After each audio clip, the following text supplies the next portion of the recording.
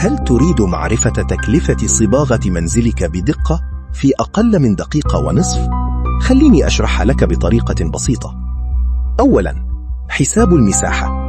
عليك أن تعرف مساحة الجدران التي ستصبغ، لنفترض أنها 100 متر مربع.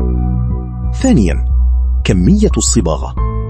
في المتوسط، كل لتر من الصباغة يغطي ما بين 8 إلى 10 أمتار مربعة، وبهذا ستحتاج إلى حوالي 12 لتراً. ثالثاً، تكلفة الصباغة. إذا كان ثمن اللتر في المتوسط 80 درهماً، فإن تكلفة الصباغة ستكون قريبة من 960 درهماً. رابعاً، تكلفة اليد العاملة.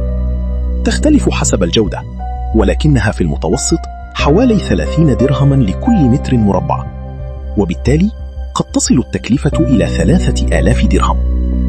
وفي النهاية، تكون التكلفة الإجمالية قريبة من 4000 درهم. ولكن انتبه، هذا المبلغ قد يرتفع أو ينخفض حسب جودة المواد ومساحة المنزل. لذلك، من الضروري أن تحسب التكلفة مسبقاً قبل أن تبدأ. هل تريد أن أساعدك في حساب تكلفة منزلك بالدقة؟ اكتب المساحة في التعليقات أسفل.